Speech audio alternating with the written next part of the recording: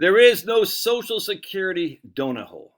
This is a big issue we had a few months back. We were going back and forth on this, and then back, I think it was in 2021 or 2020, maybe both. People are freaking out about Social Security. I'm going to lose cost of living adjustments, blah, blah, blah, blah. And I just said, that didn't make any sense to me. I said, no, I don't buy this. Anyway, so remember, we have two ways to increase your Social Security benefits. The first way is your average wage index, which will increase with the average wage indexes up until you're the age of 60 years old. All right. So if I have $2,500 as my benefit today, that'll increase with the AW, and I'll show you an example, each and every year until I'm 60. I'm 54. I'll be 55 next month. All right.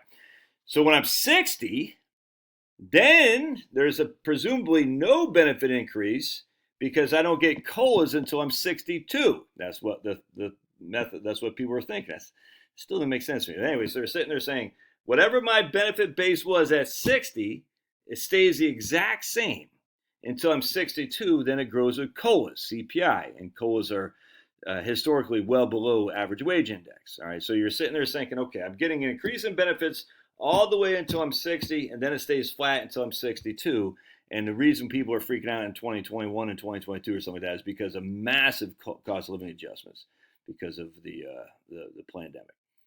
And then at 62, I don't have AWI anymore. I just have COLAs. And I said, I don't buy that for 2 seconds. I'd love to see someone's statement that says that, all right? Because I get all the academics. So we're going to show you here from Social Security themselves. They say right here, when we compute a person's benefit, we use a national average wage index to index that person's earnings. Such indexation ensures that the worker's future benefit aligns with the general rise in the standard of living that occurred over his working career. Wage indexing depends on the age in which the person is first eligible to receive Social Security. For retirement, eligibility is age 62. So if a person reaches 62 in 2025, then 2025 is their first year of eligibility, which means that person will be born in 1963. All right. So you have but let's keep going here. An individual's earnings are always indexed to the average wage index level 2 years prior to the first year of eligibility. Thus, for a person retiring at 62 in 2025, that person's earnings would be indexed to the average wage index until 2023. So basically what the thought process is, wait, I'm turning 62 today. I only had an index up until the age of 2023. I had nothing in 2024, nothing in 2025. And I'll show you an example of this. So we're going to use the first year of eligibility right here. And they're going to show you this is from the indexing. And you're going to see it's going to be no cost of living adjustments. Did I click it? There we go. You'll see right here, no cost of living adjustments or AWI increases. So they're saying basically we don't give an increase in average wage index in the 2 years prior till you turn 62. No cost of living adjustments, that's what people think, and then no AWI. I said, that doesn't make any sense. That doesn't make any sense to me. You're telling me that you don't get any increase in the years 60 and 61. That doesn't make any sense. And then we go back to, we got some stuff on this right here, and this is from Chris Stein, a pretty good blog. I mean, I like this blog post. And he'll read from a reader in Michigan wonders about Social Security COLAs for age 60 and 62. The guy says, I was born in 1961. All right, so that would make, he's now 64 years old. Yeah, 64. All right, and this is dated 2022. I was born in 1961, so my average wage index was last year. Since your wages are all indexed until that year, they are then essentially frozen for 2 years until the cost of living adjustments kick in at age 62. In this high inflation environment, say 8% this year and 5.9%, could you really fall behind someone born a few years earlier or later? Am I understanding that correctly? And then we'll see another email in this regard. This lady says, well, I don't know, lady, but my birthday was in 1960 and my wife's was in 1958. It sounds like I, or maybe my wife, will not be receiving COLA increases during the highest inflation in 40 years. Again, they're thinking because they're not getting AWI increases from 60 to 62, and COLAs, Social Security or benefits based on COLA increases 62 and on, they think they're not getting any increases from 60 and 61. I don't believe that. I just don't believe it.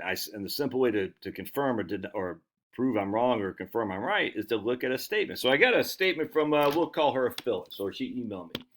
We'll call her Phyllis. And she emails me and she goes, Josh, I retired in 2020 at the age of 56. My FRA at that point was $2,800. Right? Today, I haven't worked since. My FRA is 3609, and I'm 62 this year. All right? So you're thinking, yeah, but that's Phyllis, because from 56 till 60, you had the average wage index increases, all right, from 56 to 60. But she's 62 this year. So what that would tell you, if her FRA at 62 is 3609, that would mean her FRA at 60 was 3609. Remember, FRA is full retirement. It should be primary insurance amount, excuse me, not FRA. Primary insurance amount. So her primary insurance amount at 62 is 3609. That's what her most recent benefit statement says. If we had no cost of living adjustments, because we know there's no AWI increases, we know that. And she's retired too, so there's no increase in labor to add to the Social Security. We know that her PIA would also be 3609, not when she's 62, not when she's 61, but at 60.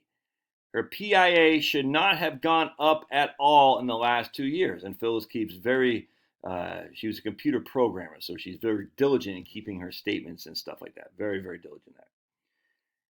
Ironically enough, Phyllis says her FRA increased in last year 4.4%.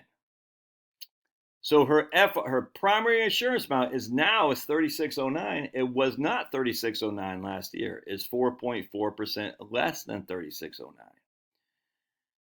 when she was 61. Now, I can't remember if she said what it was when she's 60. I don't recall. But anyway, so we have a case here, very explicitly, that her FRA increased when she was 61, even though she had no work, even though we're supposed to be in this donut hole. I mean, right here, I took the notes down. She retired in 2020. Her PIA was 2,800. Today it's 3609. Last year it was 4.4%, starting to rain, below 36.9, because she got a 4.4% cost of living adjustment in her Social Security. Now, is she lying to me? I don't know why she would, but okay. So how do you solve this for yourself? Just look at your own statement, man. What was your PIA when you're 60? What's your PIA when you're 61? And what's your PIA when you're 62? And again, you can't work, because we want to make it very clear. If you're not working, your PIA between the ages of 60 and 61 should be the exact same. It should not change at all. Phyllis here, it's not the case. It did not. It went up for those years in 60 and 61. And now she's at 3609. Again, she might be mistaken. She might be lying. I don't think so. The reason I don't think so, because I don't think anyone, not just in the last couple of years, ever would have said, hey, my PIA has stayed the same in the last 2 years of 60 and 61, and we're just getting that information now because of the high inflation rates of the last couple of years. Even with low inflation rates, there's no way that this did not cause a freaking people go crazy. Even in 2013, I don't care what it is. People said, wait, I looked at my benefit statement, I'm not working, and my PIA is the same at 60 as it is at 62, or 62 as it is at 60. We would have heard that loud and clear. I just think what happened with the high inflation years, it got people thinking, and people thought too different. They thought too hard here. Now, if you have alternate information, tell me. If you say no, my statement, again, you can't work this time. We're allowing this statement to grow without you increasing your work. All right, no labor. So if you retired at 59, look at your statement at 60. And look at your statement at 62. Did it go up? That's the only answer you need. And if the answer is it went up, which I believe it did, because Phyllis said it did, and I can almost guarantee it did, there is no Social Security donut. So check it out and let me know. Love to hear your thoughts. Just look at your statement. At 60, it was $2,500. At 62, it's $2,500.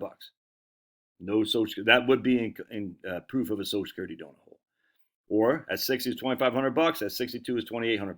That would show you there is no Social Security donut hole. All right, love your thoughts. Smash that like button and subscribe to the channel for heaven's sake.